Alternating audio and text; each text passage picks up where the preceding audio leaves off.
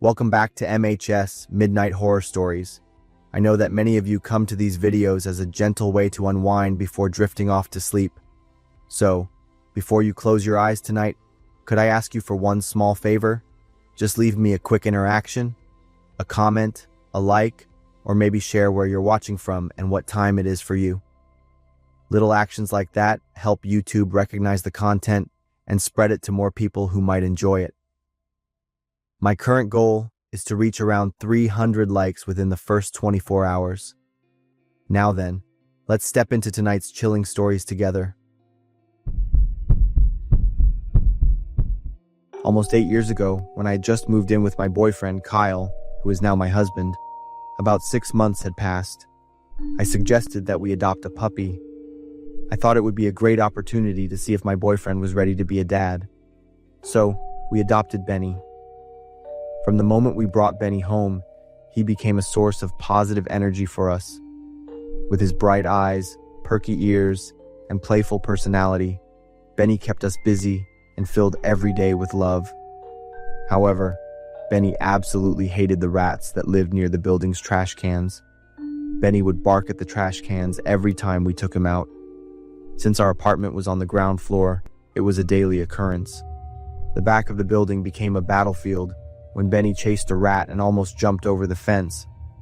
From then on, we knew we couldn't risk him going back there again. If he got over the fence, he could run straight into the highway. And then, one day, the unimaginable happened. We woke up, and Benny was gone. Kyle hadn't closed the back door carefully when he came home drunk the night before. I was completely devastated and very angry. I didn't say a word to Kyle until he swore with his heart and soul that he would bring Benny back. Kyle searched the entire neighborhood, knocked on every door, and put up missing dog flyers. He even posted an ad on the local Craigslist. For the next few days, I kept asking every 10 minutes, "Has anyone responded yet?" I knew that hoping too much would lead to more disappointment. But one day, Kyle received a text message saying that Benny had been found. The person said he found Benny wandering near the highway and took him home. Then a friend told him about the Craigslist post, and he contacted us. We immediately called the man back, feeling incredibly excited.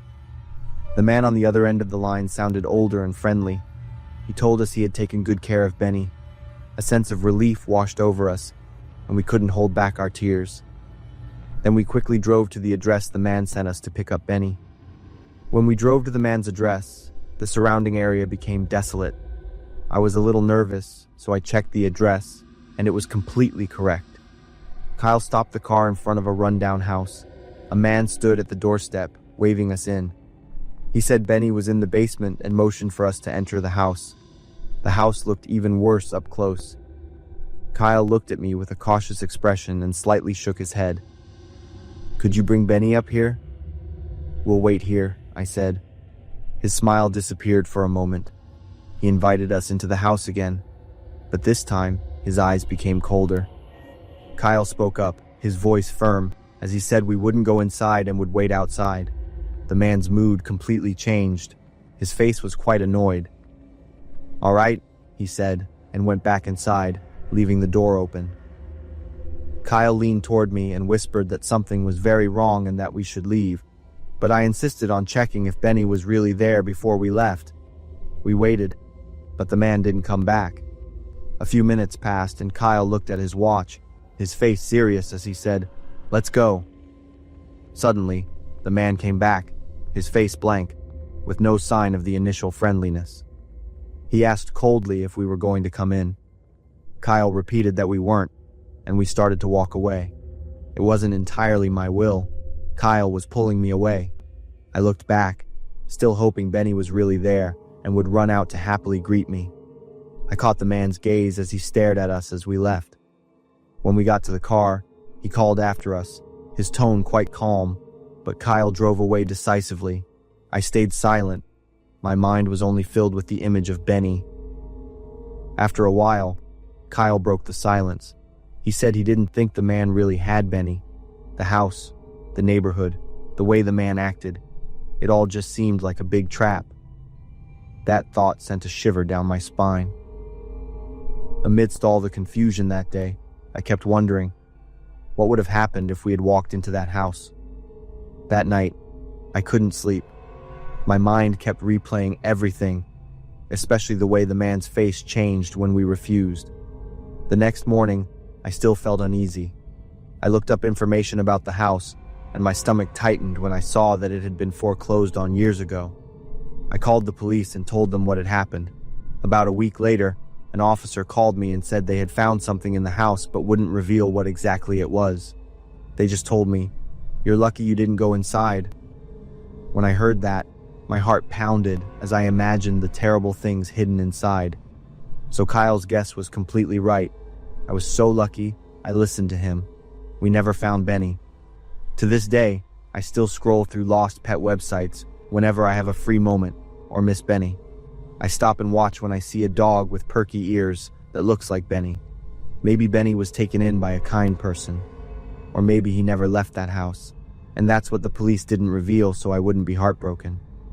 I will always remember Benny. Wherever he is, I hope he felt our endless love for him. I'm Ethan, a college student in California who was always short on cash. In 2008, when the economic crisis made part-time jobs scarce, Craigslist became my lifeline. The website was like a hidden treasure with countless opportunities to make quick money, from moving furniture to participating in research surveys. I lived in a small apartment with 2 friends on the outskirts of the city. Every morning, after drinking coffee and checking my email, I would open Craigslist out of habit. I often checked the free section for things I needed, then browsed the for sale section for bargains. But the section I visited most often was gigs. One afternoon in the fall, while browsing the job listings, a title made me stop. Make money by helping with a medical procedure for $1,000. That number made my eyes light up. Maybe it was helping a disabled person or taking care of a patient at home. I clicked on the post. The first few lines made me frown, then I laughed when I understood the real content. The medical procedure the poster mentioned was the amputation of his own right leg, just below the knee. He needed someone to come to his apartment to assist him with this self-performed surgery, to make sure he didn't bleed out or go to sleep forever. The post's writing was both funny and knowledgeable, so much so that I thought it was definitely a sophisticated prank. The writer even guaranteed that no experience was needed. He would teach me how to apply a tourniquet and handle the wound.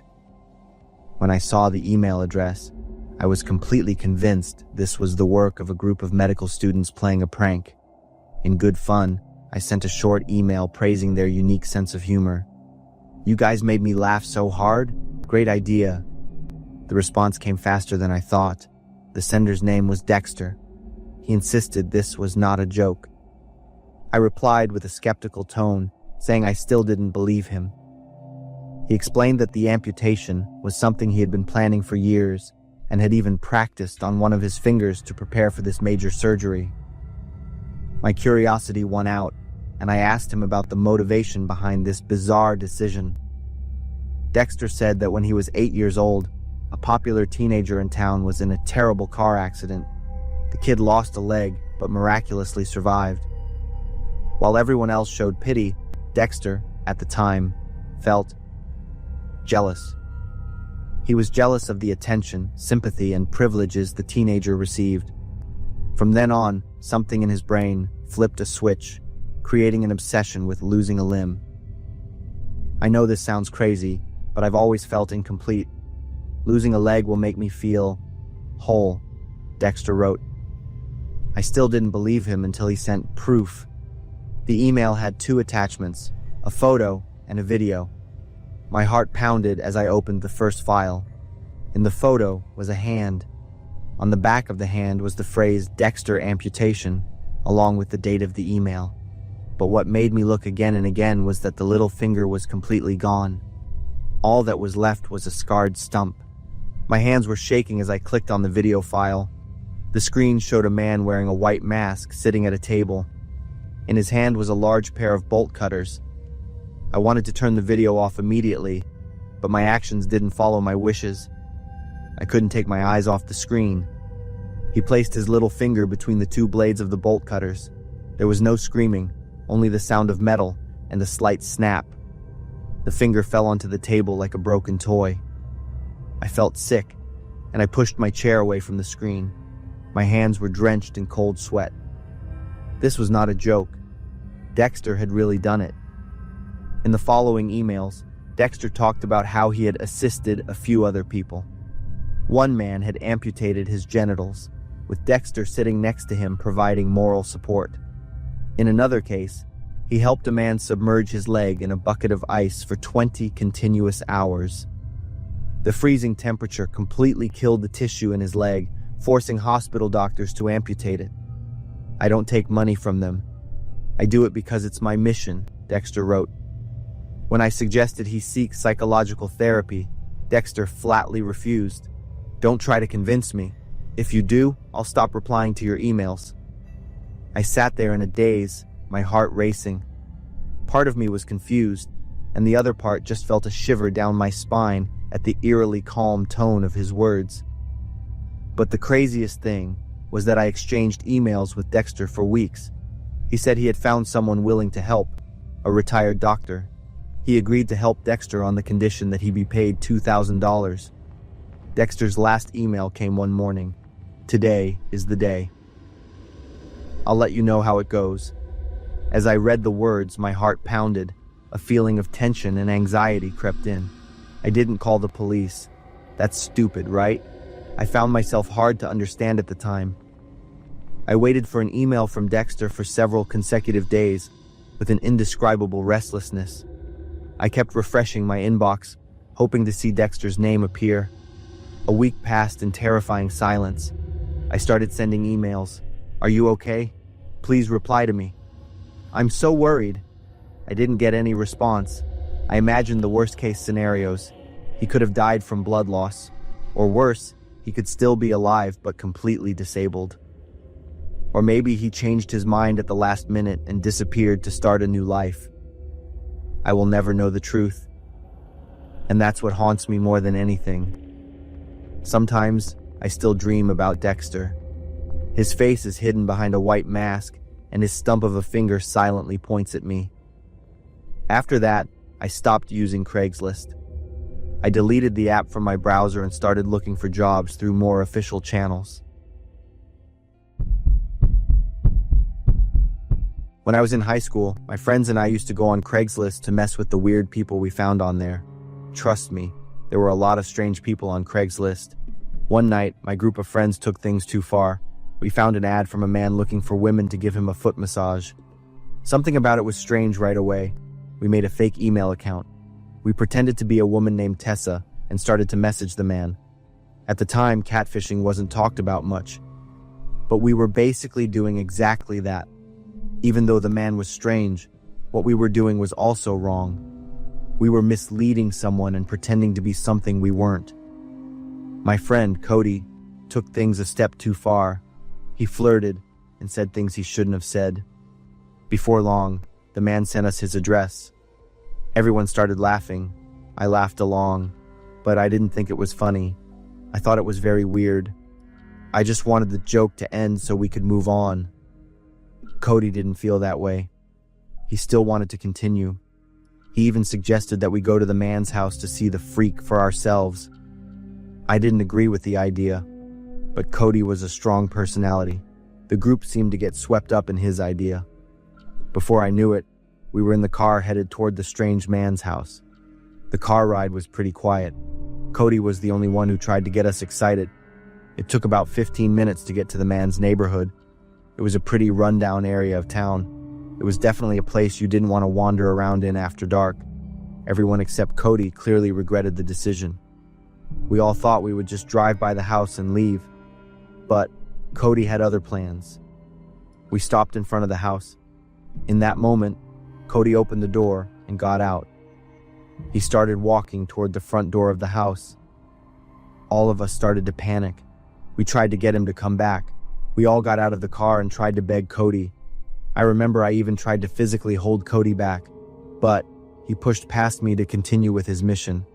We argued, but we whispered so we wouldn't attract attention. Cody looked at us and said, "Look, guys, I need to see what this monster looks like. I promise I'll only take a quick look, and then we'll leave. What's the worst that can happen?" I was still against the idea, but Cody had convinced the others. I didn't want to be a chicken like I always was. So, I built up the courage to join them. As we crept up to the house, I figured Cody would just peek in a window or do something sneaky. But that crazy kid was bold. Instead of being cautious, he walked right up to the front door. Without any warning, he rang the doorbell. He didn't give us time to get ready or hide. I remember my heart was pounding out of my chest. A few seconds later, the door flew open. A short and round man in a robe was standing there. Our group froze. He said in a high-pitched voice, "What's going on?" "Where's Tessa?" Cody made a terrible joke. He accidentally called the man a monster. We all started laughing and quickly walked away to the car. We had only walked a few feet away from the house. All of a sudden, the scary man grabbed a rifle. It was clearly hidden near the door. He pointed the rifle at us. His face was beet red. The moment was pure panic. It was only then that Cody realized that maybe we had gone too far. The scary man clearly said something, but in our panic, we couldn't hear what he was saying. We all ran as fast as we could. We dove into the car. I looked back as I closed my door. I could see the man beginning to walk after us. The rifle was still pointed in our direction. We drove away as fast as we could. I looked back and saw him standing in the middle of the street. He was still staring at us. I ducked down. I was so tense. I was waiting for the sound of the back glass shattering at any moment. Luckily, it never happened. We ended up driving home. We were all panicked for the rest of the night. We got an email from him not long after we got home. It read, "I'll find you. I saw your license plate. I'll find out where you live." We were so stunned that we didn't know what to do. The whole house was dark after we turned off all the lights. I'm not exaggerating. We stayed up all night. Our eyes were glued to the window. We held our breath every time a car passed by on the street. I remember I suggested we call the police, but my friends convinced me not to. They made me believe that we were the ones who would get in trouble if we called the police. It was the longest night of my life. I tried to tell myself that his threats were lies, but I was always a little on edge. It took months of not hearing anything from him before I started to feel safe again. Even so, many years later, I have still never been back to that street. Even as a grown-up, I still have a vague fear that he might be out there waiting for me. Looking back, I truly regret making those quick decisions because of my foolish young self. I'm Dante, 45 years old. I'm the sheriff of the Phoenix Police Department, Arizona. As a sheriff, I have undergone and dealt with every kind of case. Only the case of the abandoned house on the city's outskirts keeps haunting me and my colleagues. That was the winter of 18 years ago, in the evening when I was an investigator officer on the night shift. At midnight, there was a call at the department. I picked up the phone in a rush. That was the dispatcher. With a rather confused and urgent voice, he told me about the phone call he had had. A man with a calm tone called them. I just choked a few people, and now they aren't breathing. Then, suddenly, he laughed as if he were crazy. Number 13, McDowell Street. The man stated the address and then quickly hung up. My two colleagues and I immediately headed over to the address as we knew. When we got there, we saw it was a big house in a rich neighborhood. The house was dark and quiet. We knocked a bunch of times, but nobody answered or opened the door. In the end, we had to break a window so David, our smallest officer, could climb in and unlock the door from the inside. As soon as we got inside, our flashlight stopped working, even though it was fine just a few seconds ago. We felt an intensive smell like fish in the air. On the floor, there was a sticky liquid. After fumbling around for a bit, we finally found the light switch. When the lights came on, we saw a horrifying scene. A layer of dark red blood was on the floor, spreading and soaking into the expensive fur carpet. We searched the whole house but didn't find any unusual signs or the odor. According to the investigation, this house belongs to a wealthy couple named Thomas and Daria. They have 2 kids together. After examination, they concluded that the blood on the floor was enough for 5 or 6 adults. However, Mr. Thomas's family has 4 people and 2 young children. The neighbors around insisted that this fancy house had been empty for about a month. Our team worked for 3 months and still didn't find any clues or bodies. We couldn't track down the location of the person who called the police that evening. The case eventually hit a dead end, but my colleagues and I didn't give up. The Thomas family's house was sealed off for further investigation. A month later, the police got a call saying the door of the house had been opened. We also got a lot of reports from the neighbors saying they heard occasional laughter coming from the house. The investigation team showed up right away. When we walked into the house, we all heard kids laughing.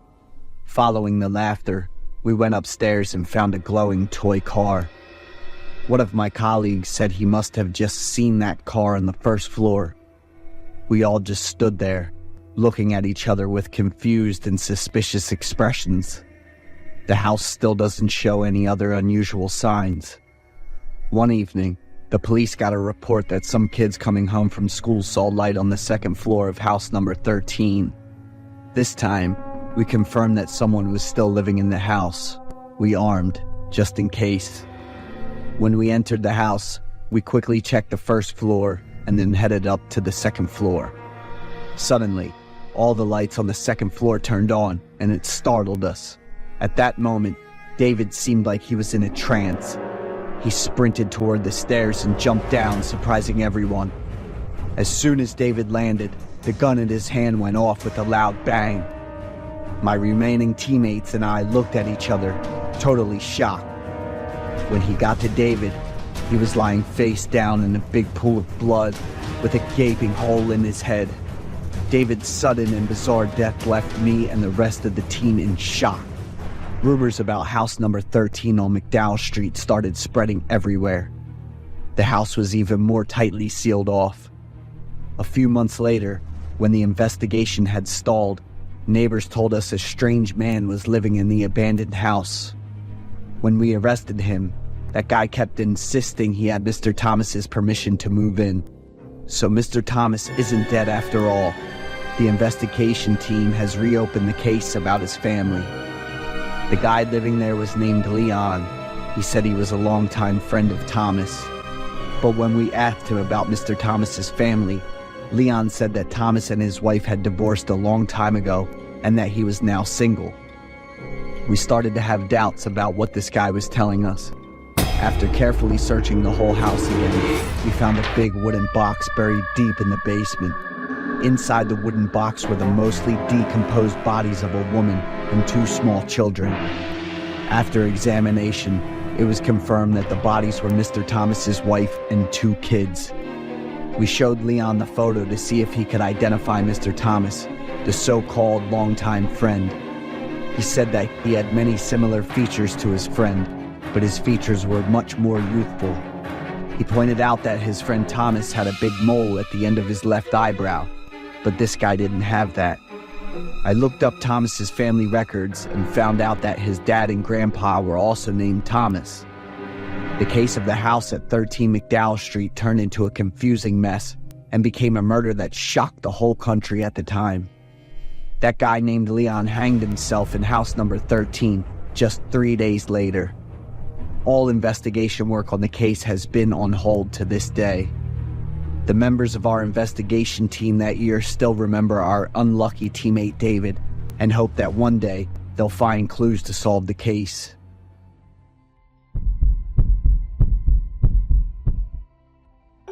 I am in my 3rd year of college. Living and studying alone in this busy city isn't easy, and I only get some help with tuition from my family. That night, I was walking home from my part-time job. I stopped by the ATM to grab some cash since I only had $10 left. I left out a sigh when I saw my account balance on the screen. I was about to pay rent and tuition at the same time, a problem I knew all too well and had dealt with before, but it was still tough for me. Thinking about it for a few minutes, I went ahead and hit the button to take out $100. After waiting a bit and still not seeing the cash come out, I looked up at the screen. Before you get your money, we're doing a customer survey, and you could win $10,000 for doing it. Do you want to take part? I was pretty surprised. This had got to be a new feature since ATMs are usually just for taking out cash. It didn't take me long to hit agree. $10,000 was a huge deal for me back then. There were 8 questions total, and I just had to say yes or no. Wow, making money has never been this easy, I said with a grin. First question, have you had any weird dreams lately? I frowned when I saw the question. It wasn't just a basic info survey like age or gender. Why do banks even do surveys like this? I thought about it and hit the no button on the screen. The loading icon spun for about a second before question number 2 popped up. Do you want to have a dream like that right now? I didn't think twice and just hit the no button right away. Don't turn back till you finish the survey. The red text kept flashing on the screen. I squinted a bit and took a couple steps back. I unexpectedly ran into someone and jumped, instinctively trying to turn back, but that flashing red text stopped me right in my tracks. I stared at it like I was trying to remind myself, not sure why I decided to believe it back then. I could hear clothes rustling, the steady breathing of the person behind me, and those heavy footsteps.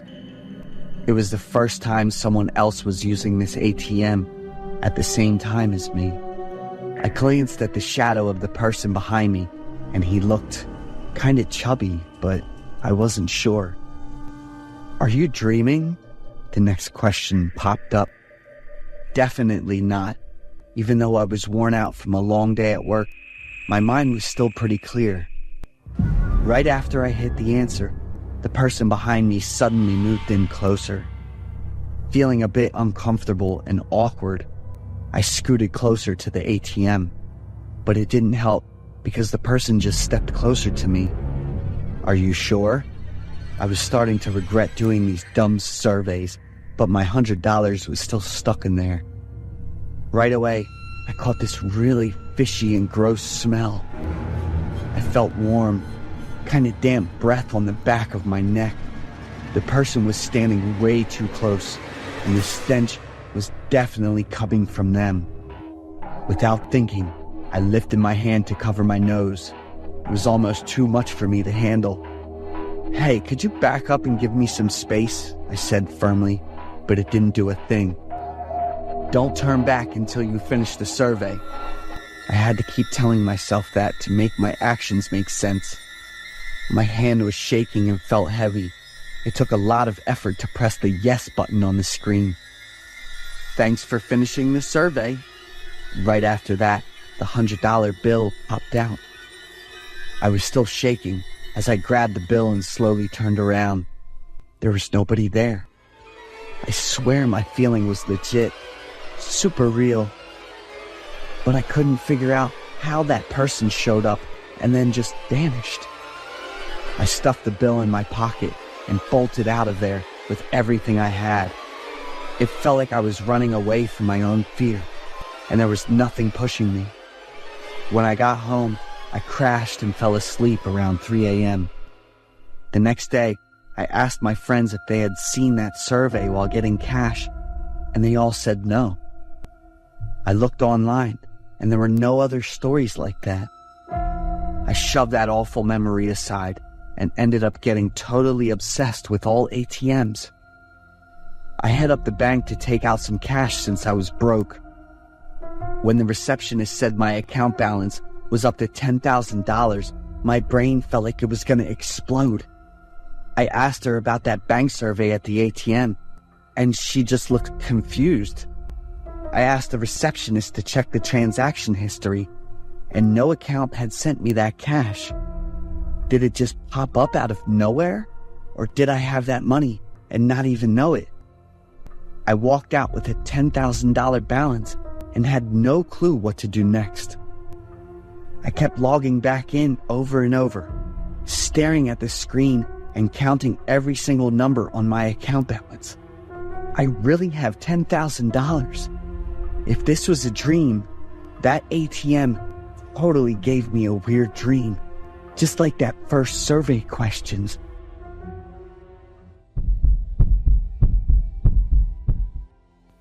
I lived in a small apartment complex in Ohio.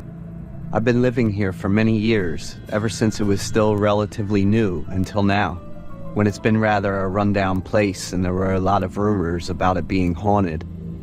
The complex was not of a most modern or cozy one, but due to the rather cheap rent, it's still getting fully booked. It's a 5-level building with 3 on each floor, so 15 apartments, where I lived on the 3rd floor. Because it was rather cheap, the majority of the tenants here were college students, and some were of the elderly. I lived in the middle apartment, sandwiched between Cassie, a senior year student, and Maddie, a 57-year-old. Since she's a senior, Cassie spent the majority of her time occupied with studying and preparing for the final exam. For many days, the apartment above where she lived continuously echoed with loud noises. It's like the sound of nails or chisel being hammered into the wall. At first, she'd tried ignoring it, but it kept going and going to the point that it drove her to lose her temper. This morning, Cassie finally snapped. She decided to walk upstairs to have a word with that annoying person. When walking up to the doorway, she politely knocked on the door, but even after a while, there wasn't anyone who came out to greet her. Also, the hammering stopped. Cassie, thinking it was the jerk who knew what she's here for and trying their best to avoid confrontation, began knocking harder. The frustration, combined with the total ignorance from the lousy neighbor, prompting Cassie to begin shouting and knocking more and more. The tenant still adamantly refused to come out, prompting her to twisting the doorknob, then shoulder barge through. The door wasn't locked by any means. Needless to say, it was spooky. Yet Cassie, after a few minutes hesitating, decided to go in and ask the tenant about the noise complaint. But strange enough, the living room was absolutely empty, as if nobody's living here at all. Curious, she went further into the apartment. Knowing clearly that there's nobody actually living here, she was pretty certain about herself. All she needed to know was where the heck did the hammering for many days come from? Going further, Cassie heard a man's mumbling. The mumbling seemed to be rushing up quicker and quicker. Cassie, following the sound, attentively listening to the man's word. 13. Pushed open the bedroom right next to the living room. Everything here remained empty. As soon as she came into the room, the mumbling stopped, as if someone just turned off the cassette tape recording right away. In the corner of the room, there's an old doll. Approaching closer, Cassie shuddered at the creepiness of the doll. The face of it was superbly done. At first glance, she thought it was a 5-year-old baby girl with a body full of scars. The body of the dolls, however, was made of cloth and full of dirt, and there's something like blood. Cassie slowly crouched over the doll, then lifted its arm up. It was really heavy, and then suddenly, she found that blood seemed to ooze out from the doll and soak over Cassie's hands. A nasty stench immediately assaulted Cassie's nose, gagging her. Immediately, she threw away the doll and quickly made it out of the room. Back in her room, Cassie tried her best to clean out the blood, but seemingly couldn't wash it out. She collapsed on her bed, breathed laboriously. Was it just because of all those activities or the air in the rooms getting thicker? The sound of mumbling suddenly returned, of the same man, with the same monotonous sound of the counting. 13, 13, 13. Too frightened, Cassie closed her eyes and covered her ears. When she came back to her senses, it had been a very long time past and it's already dark outside. Cassie jumped to her phone. It showed 11:59 p.m. The crimson red blood on her hands was no longer there. She felt a sharp pain rang over her temples. Was it real life or just a fantasy dream? There was a sudden alarm on her clock at exactly 0 o'clock. Cassie jumped over to her phone. Weird. She'd never set the alarm on this weird hour. However, the note on the phone said it was just a number. 13. The sound of mumbling suddenly appeared on the front door. 13, 13, 13. Followed by the sound of walking, but sounded just like hammering on wood. Now it was clear. The sound of hammering was in fact something supernatural walking. Cassie immediately jumped over the front door, locking it shut. Glancing over the peephole, she could see a weird-looking shadow of something humanoid. It was just like a very drunken person trying to walk, neck canted to one side. The sound of hammering echoed at its every step. The mumbling seemed like it's echoing from that shadow. Cassie felt like all her hair was standing straight up at the scene. Yet despite her mind screaming to her to run away, her body was frozen at the peephole, staring at the shadow. The shadow walked closer to Cassie's apartment doorway and showing the face as the doll upstairs. The doll leaned over, staring, its eyes locked on Cassie's. A giggle came out too close, which prompted Cassie to walk backwards, and she suddenly felt like something was there on her back. She turned around, staring face to face with the doll now giggling right behind her. Before she was able to let out any scream, the doll jumped at her. After that, Cassie's missing for everyone in the apartment complex. Not just Cassie, but Maddie disappeared a few days later.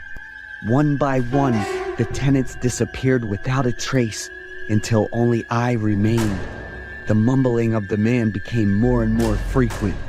His mumbling had also changed, as if counting from 13 to 20. It's been a month since the 20th disappearance in this apartment complex. Now I'm looking for the 21st person to play too.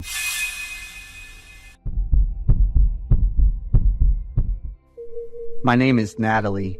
I'm 25 years old. I just moved to a budget apartment in San Antonio to save some money. Currently, I'm a journalist. There are days when I have to leave early and get home late, and sometimes I even end up staying overnight at a motel or hotel. I don't have much time for myself, and I haven't had a chance to clean and arrange the new apartment yet. One evening, I got home totally wiped out, my feet killing me from walking all day, and it was almost midnight. I hit the button for the 6th floor in the elevator. As soon as I got to the hallway near my apartment, I was surprised and took a step back when I saw a girl. She was standing in front of the door of apartment 131, right next to mine, and knocking. Her long white hair hanging down freaked me out a bit. The slow, drawn-out knocking felt really heavy and exhausting. I quickly walked past and went back to my apartment. After locking the door, I let out a sigh of relief, but I could still hear the knocking from apartment 131. I'd never met the person who lived in that apartment. I only knew a guy was living there. After a while, the knocking stopped. I got curious, opened the door, and looked out into the hallway, but there was no one around. Maybe that girl had gone into apartment 131 or left, but I didn't hear the door to apartment 131 open or any footsteps when she left. I didn't think much of it and just went back inside. Seeing the mess in front of me, I sighed in frustration. It was already past midnight, but I didn't have time to clean up. I had the whole day off tomorrow, so I figured I'd deal with it then. I started moving the furniture around in the apartment. While I was cleaning the living room, I jumped when I heard a loud noise from the apartment next door, like a gunshot. I froze for a few seconds, trying to decide if I should go out and see what was going on. I wasn't sure if the other people in the building heard the noise. I didn't see anyone react, and I didn't have the nerve to check it out by myself, so I decided to stay put. The next day I woke up at 10 and continued cleaning the apartment. When I swapped out the mattress and sheets on the bed, I found 3 $100 bills and 3 notes under the pillow. What was written on the notes was pretty strange. "I'll pay you 10 times if you take on one of my challenges, 131. Feeling pretty confused, I decided to hold on to the money in case the previous tenant came back to claim it. The apartment was mostly set, so I left the house early in the afternoon. I also got home pretty late the next night. When I walked into the hallway of the apartment, I ran into another weird girl. She was also standing at the door of apartment 131, knocking over and over, and she had long white hair too. That guy living in that apartment must be quite a playboy. Around 3 a.m., I woke up suddenly from a loud noise, but I decided to just ignore it. Just think, with a cheap apartment like that, there were a ton of issues that people like me on a tight budget had to deal with. The next day, I got home late and didn't run into any other girls. When I walked into the apartment, I saw a $100 bill and a note on the floor. "I'll pay you 10 times more if you take on one of my challenges, 131. What was going on? I checked the spot where I'd put the $300 and the dollar bills the day before, and they were all still there. Looking at the last digit on the note, I opened the door and glanced over at the apartment next door. Could the number 131 on the note be the apartment number? I shut the door and tried calling the building manager, but I couldn't get through.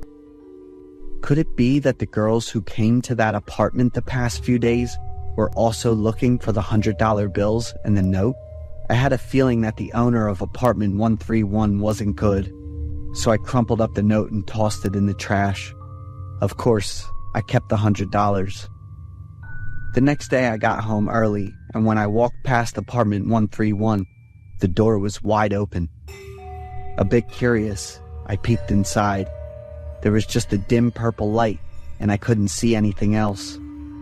I stood in front of the apartment door for a long time, trying to see inside and debating with myself whether to go in or not. I took a few steps closer to the apartment door and was startled to see a figure standing there staring. I immediately ran away. Once I was sure I was safe back in my apartment, I looked up information about the building online. There was something off. The article mentioned that the building owner was a woman named Emily, but when I signed the lease, I remember it being a guy named Marcus. I couldn't find any information about an owner named Marcus. Emily, the owner, hadn't updated her personal page in over 2 months. Scrolling through Emily's pictures, I noticed she also had pretty long white hair. With my reporter's instinct, I could tell this building was hiding something weird, and I wanted to figure it out. It took me about half an hour to get ready and head over to the apartment next door. The door opened after I knocked 3 times. I quickly moved around to check out the whole apartment. In the kitchen, I saw a girl standing next to the refrigerator with her back to me. I called out to her a few times, but she didn't answer. As I moved closer, I noticed that her lower body was naked. I touched her shoulder and pulled her back. She fell to the floor, her face turned away, and I saw a bullet wound right in the middle of her forehead. I sat down, covering my mouth tightly to keep from making a sound. This was the girl I'd seen on the first night. When I turned around, I was shocked again. Another girl who looked similar was stuffed under the drawer. When I looked closer, I went limp, realizing that the apartment was full of female corpses. A nearly decomposed corpse in a dress which had been cut to show her lower half, was propped up on the living room sofa. Feeling dizzy, I noticed a weird smell in the air. I pulled out my phone to call the police, but there was no signal. I rushed to the door, screaming and banging on it, hoping to get someone's attention. Suddenly, an arm reached out from behind and yanked my hair. He shoved me hard against the door, and with his other arm, tried to pull down my pants. I pulled out a mini dagger and struck his gross hand that was on my hip and still grabbing my hair. That crazy guy let go of me and screamed in pain. Outside, I heard a bunch of loud gunshots, and right after that, the apartment door swung open.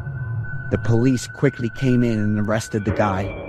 I asked the police for help when I started feeling dizzy and having trouble breathing. I woke up in the hospital room, due to the side effects of an overdose of propranolol. I woke up in the hospital because of an overdose of propranolol and its side effects.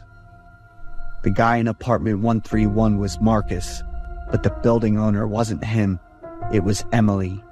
She was the body that was almost completely decomposed.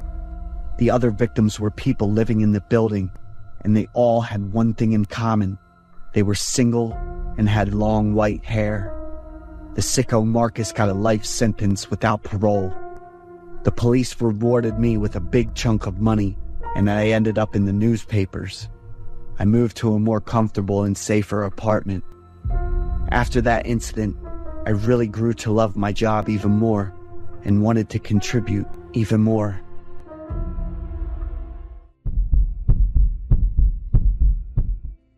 My name's Jamal Carter, and I'm a 22-year-old junior studying history at Georgetown University in DC. I'm all about extracurriculars, and April Fool's Day is the perfect excuse to jump into some fun games. This year, the Student Association's putting together a treasure hunt that's supposed to be very creative and pretty intense. People have been talking about the Student Association president, this weird dude named Elliot Crane. He's known as the genius behind all the big school events. But word on the street is, he got suspended last year for pulling a prank that landed someone in the hospital. Some folks even think he's into some creepy occult stuff. I keep telling myself that's gotta be made up. I signed up mostly out of curiosity. My friends pushed me into it, and honestly, the whole campus vibe had me pumped. Had no clue this would turn into the worst April Fool's Day of my life. That day, the sky was clear, and the whole campus was glowing in soft sunlight. Groups of hyped-up students gathered in the central square, ready to get their instructions. Everyone got an envelope with a map and the first clue. I tore mine open, feeling a rush of excitement. The first clue was easy, a little puzzle that pointed me straight to the library. On the way, I passed other players searching too. We exchanged grins and knowing looks. At the library, I found the next clue tucked inside a book about the American Revolutionary War, something I actually knew a lot about, but the message on it stopped me in my tracks. Jamal, remember your name, for it will decide everything. My excitement shot through the roof when I realized my name was the key to moving forward. As instructed, I had to sign my name on a piece of paper inside a box, tucked away in the corner of campus. I chuckled, thinking it was just a fun way to make the game feel more personal. The next clue took me to a metal box near the old dorms. I popped it open, and inside was another piece of paper asking me to sign again to confirm I was still in the game. My hand shook a little as I grabbed the pen, a weird feeling creeping over me. The tip of the pen touched the paper, and suddenly, a tiny sting shot through my palm. I yanked my hand back without thinking, but when I looked at the paper, my name was already there. Still, I brushed it off as just another part of the game. On my way to the next clue, I overheard some students whispering about strange things happening on campus. Some were saying the woods behind the school had been used for creepy rituals since the 19th century, back when Georgetown first started. Another student mentioned that the old dorm nearby was the site of a weird disappearance back in the 80s. A group of students vanished without a trace after playing a game just like this one. Those stories started messing with my head, making every step feel heavier, but I kept going, telling myself I was in too deep to back out now. It was getting dark, and the light filtering through the trees looked eerie, almost ghostly. Then, in the damp ground, I spotted a white handkerchief. What really got me, though, were the dark red stains all over it. I tried to shake it off. Probably just a prank, maybe some paint or something. Still, this creeping sense of unease started settling in. I pushed forward, following the next clue, which led me to a quiet, almost forgotten part of campus, near the old gym. That's where I found a torn shirt, one corner smeared with red. I crouched down and realized the stain was still wet. The faint, fishy smell hit me, making my stomach turn. Right then, I knew something was off. I hesitated but decided to keep going, convincing myself it was just part of the game to make things more intense. The final clue led me to the edge of the small forest behind the school. That's where I saw it, a wooden box, sitting neatly on the ground. It looked old, almost ancient, with weird carvings I'd never seen before, like something straight out of a ritual. Who put it there? And why was something like this in what was supposed to be a harmless game? I couldn't shake the ghost stories I'd heard along the way. Could this be tied to those creepy rituals everyone whispered about? Inside the box was a human hand with bright red nails. The fingers were curled, like they were trying to hold on to something. The wrist was still red, the flesh smeared, some of it dried and blackened against the pale skin. I stumbled back, my whole body frozen. My breathing went wild, my legs shaking so bad I could barely stand. Under the hand was a piece of paper that said, "Every step in the game is a step toward the price you agreed to pay. Be prepared." Panic hit me like a truck. I bolted. I had no idea how long I ran. Just that fear clung to me like a shadow. When I finally couldn't go any further, I collapsed in a corner of campus. My mind was spinning. The image of the box and that hand flashing over and over again. I remembered the paper I had signed earlier. A terrifying thought shot through my mind. I spun around, rushing back to where the box had been, but it was gone. Desperate, I scanned the ground and spotted the paper I had signed. Right below my name, in small, slanted letters, my heart nearly stopped. I agreed to donate my right arm to this game. Pure fear swallowed me whole. That night, walking back to my apartment, I kept telling myself to calm down. Tried to convince myself it was all some messed up joke, but the fear wouldn't let go. As I turned a corner, I passed a guy. His face lit up with a friendly smile. He reached out his hand like he wanted to shake mine. I hesitated, but took it anyway. The second our hands touched, he gripped mine tight, his eyes locking onto mine with this weird, unreadable look. He tilted his head, and his low voice sent chills down my spine.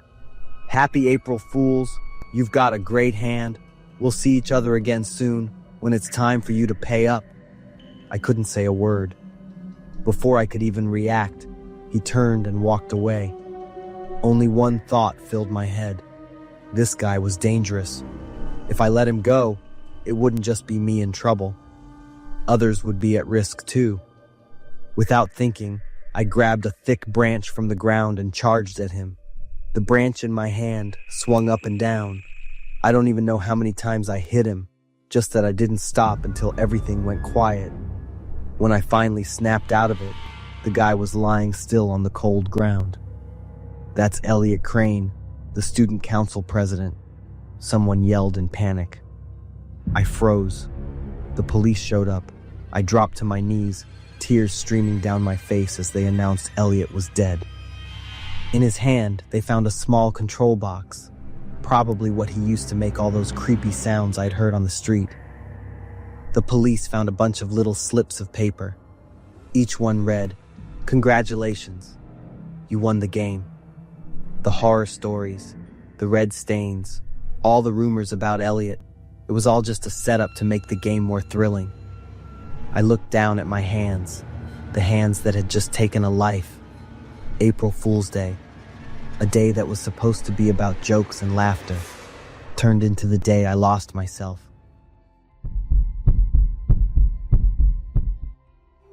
Never in a million years did I think a gift from my boyfriend Ramon would turn into my worst nightmare.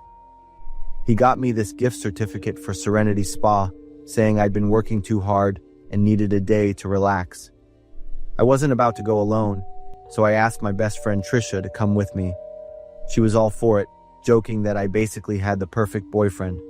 Saturday morning, we hit the road, laughing and chatting the whole way, totally pumped for a great day.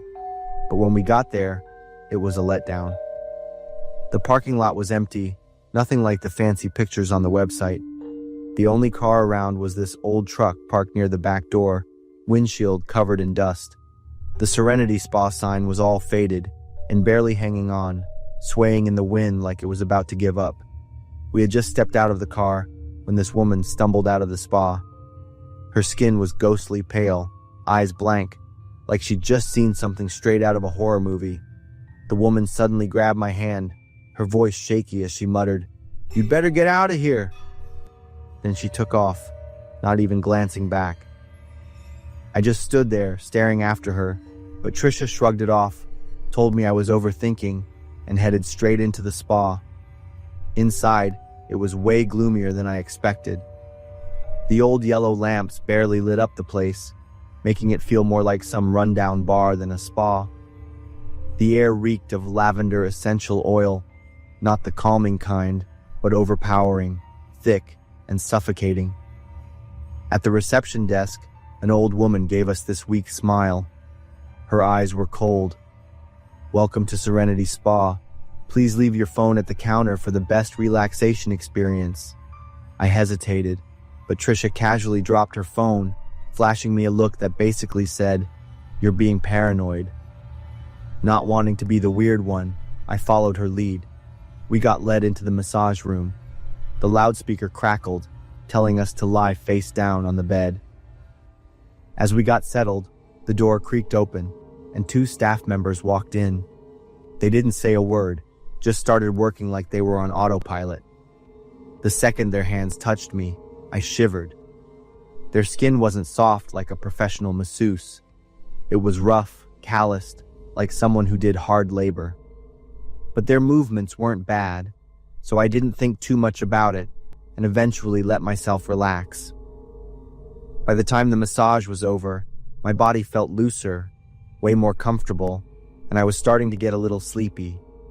Next, they led Trisha and me to the sauna. The hallway to the sauna was long, narrow, and kinda dark. I glanced over at Trisha. She still looked excited, totally unfazed by the weird, heavy vibe hanging in the air. When we got to a big wooden door, the old receptionist stopped and turned to me with this weird smile. I was about to follow Trisha inside when she gently lifted her hand, stopping me. "This way, please." She gestured toward another door. I frowned. She just tilted her head slightly, like she was watching for my reaction. Then, real slow, she said, "We have individual treatments for each client." I turned to Trisha, expecting her to say something, but she just shrugged, totally unbothered. "It's probably just how they do things, chill," she said, patting my hand before heading into the room across from mine. I pressed my lips together and stepped into my sauna, feeling a little uneasy. The room was smaller than I expected, airtight, the wooden walls making it feel even more cramped. Steam filled the space, thick and heavy, settling into my skin. I sat down on a long wooden bench, trying to let my body relax, telling myself it was just my imagination running wild. A few minutes later, this floral scent drifted through the air. At first, it was nice, relaxing even. But then, out of nowhere, I started feeling dizzy. Something was definitely off. I couldn't sit still anymore. I jumped up from the bench. My heart was pounding so hard I could hear it in my ears. I bolted for the door, hands shaking as I grabbed the doorknob and shoved it open. Stepping into the hallway, I shook my head, trying to clear the fog in my brain, then ran straight to the room across from mine, the one Trisha had gone into. The sauna door was wide open, but she wasn't there. Panic hit me like a truck. I spun around and sprinted to the reception desk, barely able to catch my breath. "Where's my friend?" My voice came out shaky, almost frantic. The old woman behind the counter still had that same eerie smile, her eyes blank and cold. "You came here alone." My whole body locked up, but my heart was racing like crazy.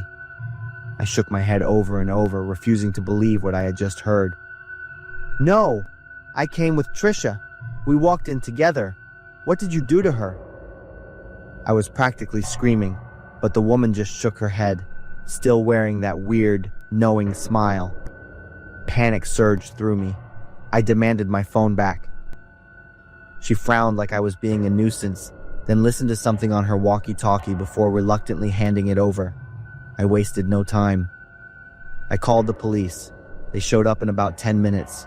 I told them everything, pointing at the reception desk where the woman still stood, completely still, and then toward the sauna room.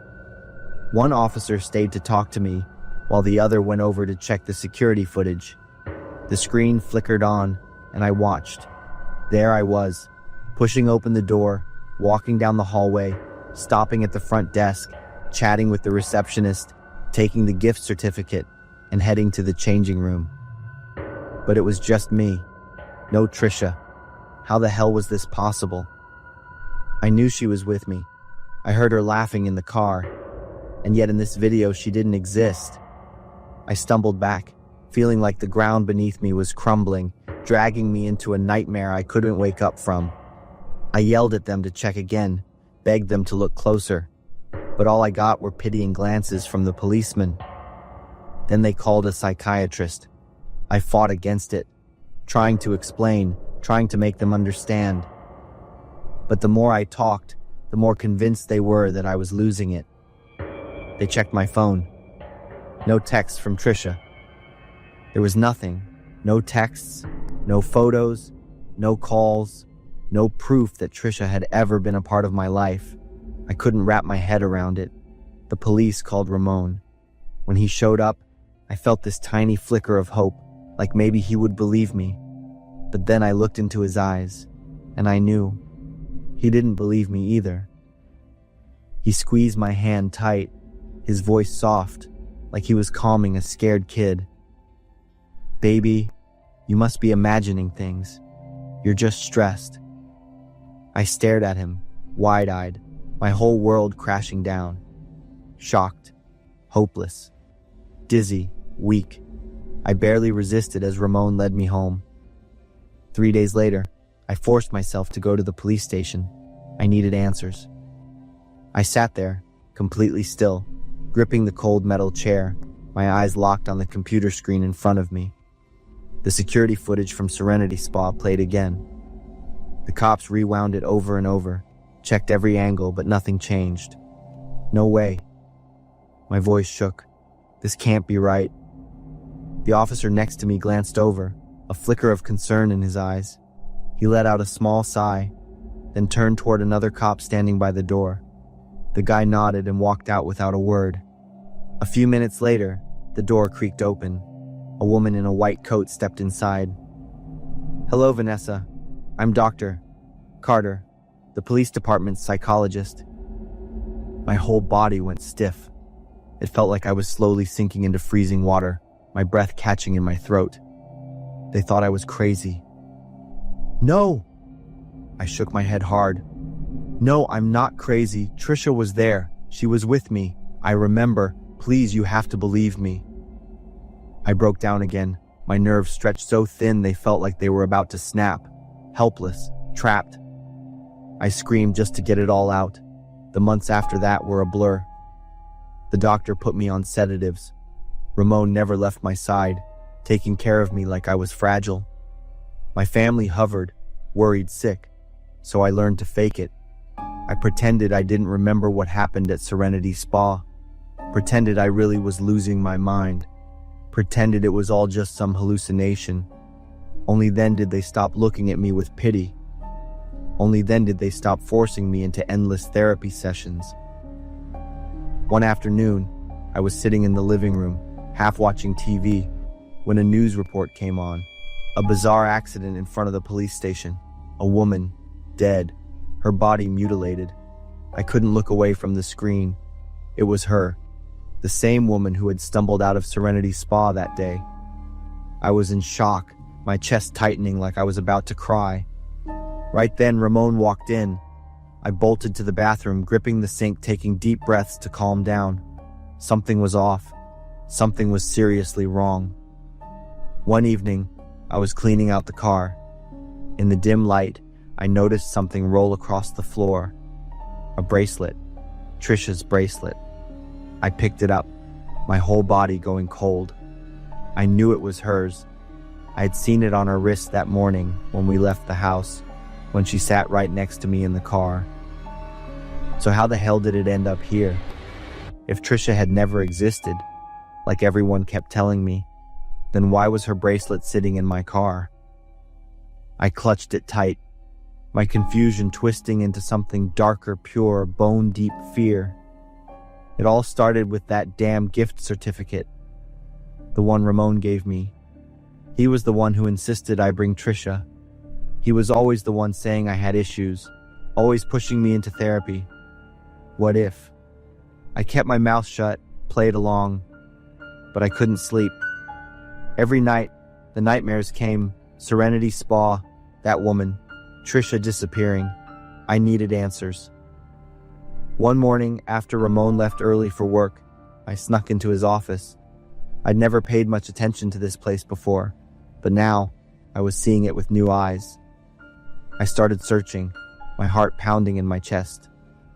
Then I found it, a USB drive tucked behind a stack of documents. My hands were shaking as I plugged it into my laptop.